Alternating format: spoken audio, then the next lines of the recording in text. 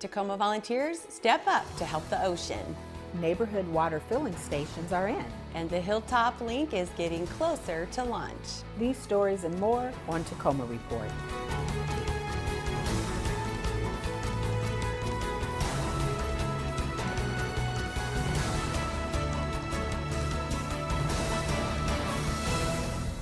Hi, I'm Laura Proctor. And I'm Angie Foster. The City of Tacoma's Equity Index helps city departments make data-driven decisions around investments, programming, and services to make sure the city is operating in a way to address historical underinvestment in communities of color and uphold the commitment to be anti-racist in how the city operates. A prime example of the index used to do this work comes from the city's Community and Economic Development Department, which used the Equity Index to award grant funding during and after the COVID-19 restrictions to help small businesses. The grant funding was important to me because it was actually a point where we were able to be seen as needing assistance, especially coming out of the pandemic, opening during the pandemic and trying to survive as a small business. It was able to help us continue to support our staff and to keep our doors open in trying times. The Equity Index has been used to determine streetlight implementation, invest and target CPR training, and more. To learn more, visit the website. This is the second year honoring Juneteenth by the City of Tacoma, featuring a celebration at Tollefson Plaza from 5 to 8 p.m. on June 15th. Metro Parks Tacoma will help celebrate Juneteenth too on Monday, June 19th, 11 a.m. to 5 p.m. at Stewart Heights Park. City of Tacoma administrative offices will close that day in observance of the holiday. The Tacoma Recovery and Transfer Center on South Mullen Street will open as normally scheduled on that day from 8 a.m. to 6 p.m. and garbage, recycling, and yard food waste pickups will not be affected. Construction and testing are underway throughout the Hilltop Tacoma Link Extension Project area. This project more than doubles the length of Tacoma Link, starting with the relocated Theater District Station and adding 6 new stations. These connect to popular destinations such as the Stadium District, Wright Park, and medical facilities before reaching the new Hilltop neighborhood terminus. Continued work includes crews adjusting utilities, installing crosswalks, train testing, and more. Sound Transit plans to have the line open to the public later this year. For more information, visit the Hilltop Tacoma Link Extension page. Coming up, a look back at TPU. I'll be talking with TPU board members on the 70th anniversary of the board. Stay with us.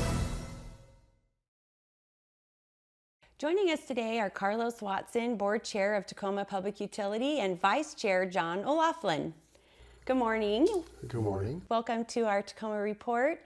And I've taken time out of your busy schedule to be here today to highlight the 70th anniversary of the TPU board.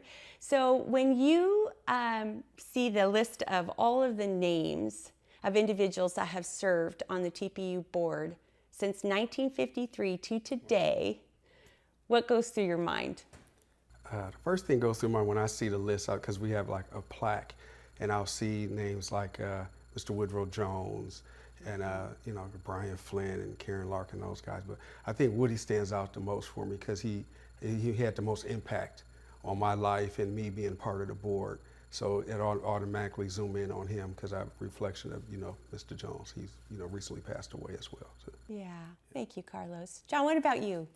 I think of service and just citizens in Tacoma stepping up to serve on the utility board. And it's a lot of work, but it's got a lot of reward and it's a lot of fun and very interesting. So I think it's been a great thing, and lots of really good decisions have been made by the utility board over the past year. So. And in saying that, John, what has your experience been like as a board member?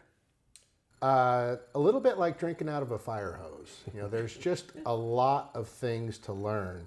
The power industry is very complicated. Tacoma Power not only generates the power, transmission lines to get it to the distribution lines, and all those different pieces of the puzzle come with a whole set of regulations. And so the power industry is highly regulated and really complicated. So it's been really fun to learn about it. Mm-hmm. And Carlos, what about you? What's your experience been like as a board member? I want to echo a lot of John's sentiments as well. It's a lot of challenges, a lot of interesting topics come up, a lot of things that I wasn't even knowledgeable about, prior to, joining the board. But, like he spoke on, like the power division, the water division, but also the rail department. I'm really curious about the rail, the technology that goes behind the railroad and things like that. So those are some of the things that, really interest me about it. Awesome. How long have you served on the board? This is my 4th year. 4th year. What about you? This is my 2nd year. So, and looking back at the time that you both have served, are there milestones that you are most proud of? Yeah. Well, for me, I think some of the milestones I'm most proud of is the response from the customer service department when the COVID situation occurred, the emergency, assistance program that was put in place that provided funds for a lot of our customers during struggling times when a lot of people had a lot of uncertainty, people were losing jobs, and for them to respond as fast as they did to provide these dollars for these families that was in need. That was something that really stood out to me and something that I'm very proud of, as well as the COVID relief fund that was provided, because a lot of people had acquired a lot of debt. They were facing cutoffs after the disconnection moratorium expired. So there's a lot of debt owed to the utilities, and people, I guess they were unsure of what they were going to do, and the federal government provided a lot of COVID relief dollars to relieve a lot of that debt. So those are 2 things that I'm very proud of when it comes to the utility. What about you, John? I worked in utilities for a long time, and generally I echo Carlos' sentiment, but in addition, I think just the fact that every day you're not in the news is a great day as a utility, right? That means you're doing your job. We deliver water and power and rail services and do it competently and effectively day in, day out. And that just becomes the baseline that people stand on. They don't, expect anything less than that. But it's an important milestone to meet. And so I think, for me, that's the measure is that we are out there doing the job day in and day out and giving the people of Tacoma and our other customers everything they need. Yeah. So, in looking forward, what kind of challenges do you foresee for TPU, and what would you have liked to have contributed? I think one of the things that is front of mind for me is power. As we look to mitigate the impacts of global warming by electrifying cars and houses and businesses, that we do that with our eyes wide open about where that power is going to come from, and that it needs to come from a green source. Otherwise, we're really not fulfilling the need. So I think that's one of the things that is most significant in my mind going forward. And technology will have such a greater impact on power, I think, than either rail or water, just because of the fact that maybe the grid gets distributed and the generation sources with green hydrogen. There's all kinds of things that could happen that will be a challenge in power. And I think that's the thing I'm focused on right now. Yeah. Carlos, do you want anything to add there? Yes. With me, I think one of the most important things would be, as far as TPU goes, making it more diverse. Diversity, equity, and inclusion. Those are a couple key elements that that I'll try to focus on my time on the board. And I guess I want to always try to contribute to those areas when it comes to the utility board and TPU as a whole. So those are a couple, those are the important areas that I like to try to focus on, making it more diverse, more equitable, and more inclusive. Yes. Yeah. Well, thank you guys again for taking the time to share with us a little bit more about the TPU board, and you do good work. And I just am so thankful that you can share with our viewers today a little bit more about it. Okay, thank you. Thank you for having me. When we return from the break, ocean debris is out of here. We'll explain.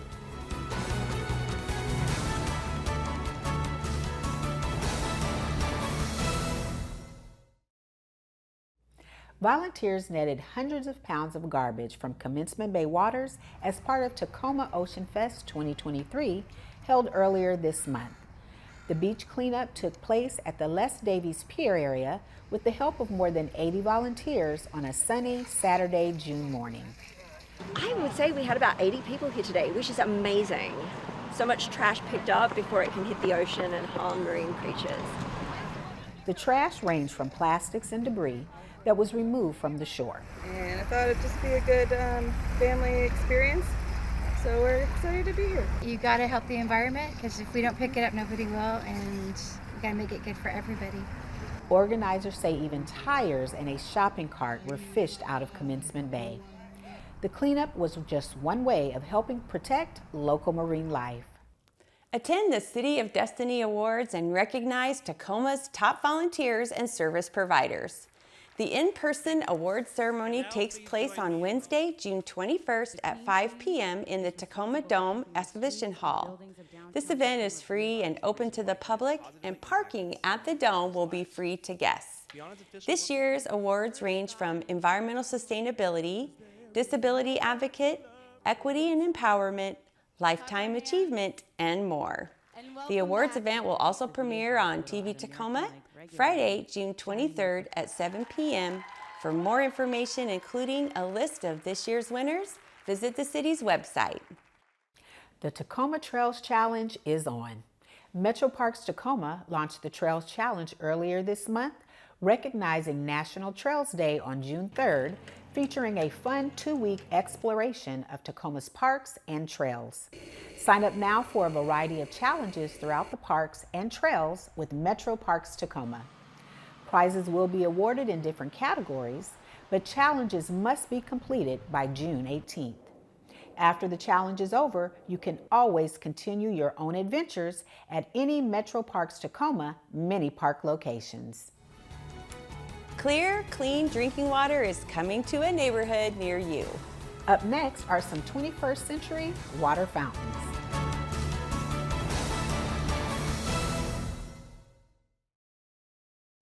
Fresh and fast water is only steps away. New water bottle filling stations are popping up all over town. Tacoma Public Utilities worked with area partners to install and wrap several Tacoma water bottle filling stations. The stations have popped up at local parks and neighborhoods like in the McKinley neighborhood and at the Star Center. These stations are convenient and provide a rapid fill of clean drinking water when you're on the go. Bring your reusable bottle to quench your thirst and look for these colorful hydration stations for you and your pup this summer. 'Tis the season for graduations, and this year the Tacoma Dome is expecting 27 graduation ceremonies with more than 100,000 people attending. 2023 also marks the Tacoma Dome's 40th anniversary, and over the years hosting more than 31 million people at thousands of events. Graduations at the Dome are keeping students, staff, and families packed with memories of their special day. In 2022, over 7,800 graduates crossed the Tacoma Dome stage with more than 64,000 people in attendance. Officials say this generated an estimated $860,000 in economic impact for Tacoma. Tidy Up Tacoma is going strong in 2023. In April, city crews collected over 1,800 pounds of garbage and debris and over 1,600 pounds of green waste. The Tidy Up areas included McKinley Hill, Lincoln, Portland Avenue, Pacific Avenue, and Dome business districts. Crews will continue their work and have a schedule of cleanup locations available for review. Residents can also find a list of community neighborhood cleanup resources, including Call to Haul and Adopt a Spot. Visit City's Tidy Up Tacoma page and click the Business District program link. That wraps up this edition of Tacoma Report. A great way to find out about the services the City of Tacoma has to offer is by going to cityoftacoma.org. We take you way back 40 years to 1983 and the birth of the Tacoma Dome. I'm Laura Proctor. This TV Tacoma Rewind shows the insides from the outsides of our beloved stadium. I'm Angie Foster. Thanks for watching.